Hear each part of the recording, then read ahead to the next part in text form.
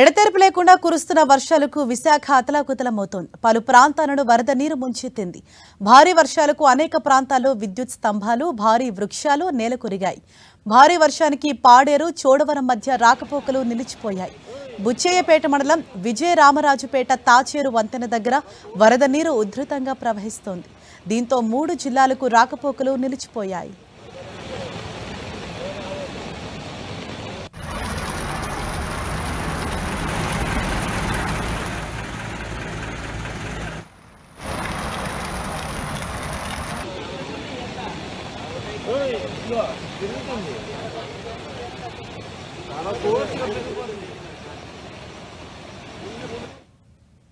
చింతపల్లి నర్సీపట్నం మధ్య రాజుపాకల గ్రామం వద్ద హైవే నిర్మాణంలో భాగంగా నిర్మిస్తున్న నూతన వంతెనకు పక్కనే ఏర్పాటు చేసిన అప్రోచ్ రోడ్ భారీ వర్షాలకు కొట్టుకుపోయింది.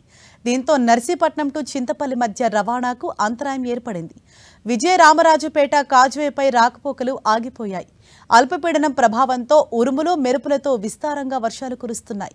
దీంతో వాగులు ఉధృతంగా ప్రవహిస్తున్నాయి. నర్సీపట్నం నుంచి చింతపల్లి వెళ్లే రహదారిలో డీఎస్పీ బంగ్లా సమీపంలో ఓ భారీ వృక్షం నేలకొరిగింది.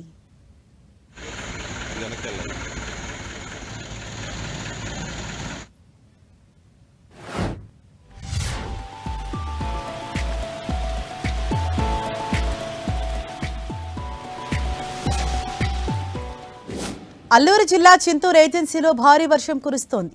భారీ వర్షాలకు విఆర్పురం మండలంలోని అన్నవరం కాజ్వే తెగిపోయింది. దీంతో ఆ కాజ్వే నుండి సాగే ప్రయాణాలతో దాదాపు 40 గ్రామాలకు రాకపోకలో అంతరాయం ఏర్పడింది. అటు కూనవరం మండలం కొండరాజుపేట కాజ్వేపైకి భారీగా వరద నీరు చేరుతోంది. కూనవరం, శబరి, గోదావరి సంగమం దగ్గర క్రమంగా వరద ప్రవాహం పెరుగుతోంది. అటు భారీగా కురుస్తున్న వర్షాలతో జిల్లా అధికార యంత్రాంగం అప్రమత్తమైంది. వర్షాల నేపథ్యంలో ప్రభుత్వ, ప్రైవేట్ స్కూల్స్కు సెలవు ప్రకటించారు జిల్లా కలెక్టర్. అటు వర్షం ఎక్కువగా ఉన్న 4 మండలాల్లో కమాండ్ కంట్రోల్ రూమ్స్ సైతం ఏర్పాటు చేశారు. మరోవైపు భారీ వర్షాల నేపథ్యంలో ఏజెన్సీలో ఇప్పటికే 400 మంది గర్భిణీ స్త్రీలను గుర్తించి అప్రమత్తం చేశారు వైద్యాధికారులు.